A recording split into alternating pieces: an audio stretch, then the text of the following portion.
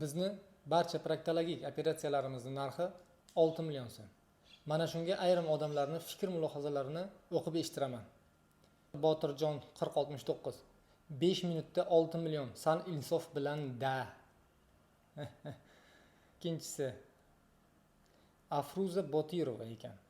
Insof bilan da 6 million bitta treshina operatsiyasi. Shuning uchun davolashdan ko'ra operatsiyaga o'tib olgansizlar. Avvallari operatsiya bo'lmagan, davolaganlar-ku. Xo'p, keyingisi 5 daqiqada 6 million so'm. Garantiya bera olasanlarmi 6 million so'm bugunga yarasha? Keyingisi Zuhriddin 5 minutda 6 million bilmayman q deb qo'yib nima demoqchi bo'lgan?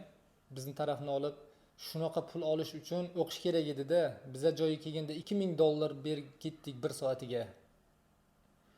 Yashnar 5 daqiqada buncha ko'p pul olasiz. Bizlar-ku berarmiz, lekin kambag'allarchi. Hamma bemorlarga yordam qilishga imkoniyatim yo'q. Mani sharoitim unaqa darajada zo'r, boy emasman. Har bitta bemorga uni 2 million, 3 million qilib bera olmayman. Operatsiyani xarajatini o'zi 3-4 millionga borib qoladi. Operatsiyamiz uchun siz o'ylaganday u 6 million hammasini cho'ntagimizga olib urib ketayotganimiz yo'q. O'ylab ko'ring, bir oyda nechta operatsiya qilamiz? Примерно 60 ta bormi? 60 ta operatsiya qilsam zo'r-ku, bu 6 million so'mdan 60 ta operatsiya qancha? 360 millionmi? 360 million so'm olsam cho'ntagimga urib ketsam vobshe zo'r-ku. Kekirib o'rsam kerak o'zi ham buncha pulni qo'limga ushlaganimdan keyin har oy. Sal o'ylab, fikr yuritib gapirmaysizmi? Bu gaplaringiz faqat odamni energiyasini, kuchini olyapti. Odamlarga böyle yordam berishga harakat qilganim sari. Yordam bering, yordam bermasangiz shunchaki o'tib keting. Zarar ham bermang, iltimos sizlardan. Bizda shunday fond bor. Yordam berishni o'ylaydigan odamlar uchun bizni fondimizga plastik orqali yoki kelib naqd pul, o'sha kuch-quvvati yetmagan, puli yetmaydigan siz aytayotgan kambag'al odamlar uchun pul o'zingizdan ehson qilib ketishingiz mumkin. O'zingizni kommentariyada o'tirib olib, jabrdiyda yoki yordamni xohlaydigan odam qilib ko'rsatmang. Bizda shunday fond ajratilgan. Va biz har oy qanchadir miqdorda, qanchadir summada bemorlarga shunday ham yordam beramiz. Yordam berganimiz uchun ham oldingi videolarimizdan birida shu bemorlarga o'zimizning kuchimiz yetmaganligi uchun bemorlar uchun pul so'rab chiqdik. Bemorlarning nomidan vrach bo'lib pul so'rab chiqdim. Biror kishi yordam beraman demadi. Hamma mana shunaqa negativ kambag'allargacha buncha insof yegansan. Og'ayni, agar bemorlarga yordam berish qo'lingizdan kelmasa, o'tirib olib gapirmang. Siz o'zingizni biling. O'zingizni biling. Kimlargadir yordam bermoqchi bo'lsangiz, keling. Shunchalik ehson qiling undan ko'ra. Gapirgan bilan muammoingiz yechilmaydi-ku. Mana shu yozayotgan odamlarga va yozgan odamlarga iltimos, yordam bersalaringiz, marhamat, bizda fond bor.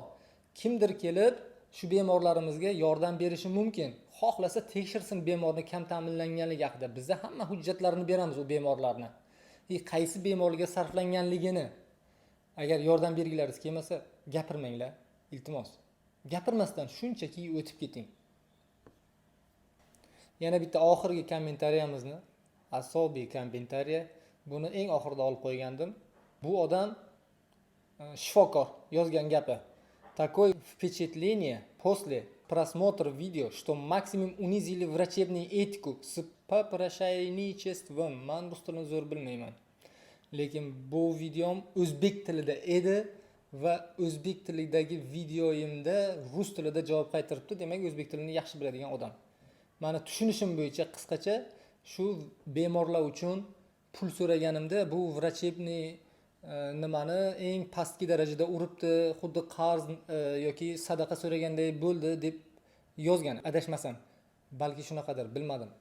Men odamlarga prosta kommentariyada nimadir deb yozgandan ko'ra imkoniyatim darajasida yordam beraman. Yordam bersangiz yordam bering.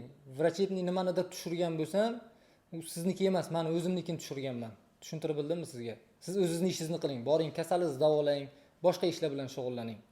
Kerakli ish bilan shug'ullaning. Nima qilasiz? Keraksiz narsalarni gapirib o'tirib bu yerda. Keyin biz bu 6 millionni 5 minutda pista chaqib o'tirganimiz yoki kofe ichib o'tirganimiz uchun olmayapmiz. Bemorlarga shifo topishlariga yordam berganimiz uchun olyapmiz.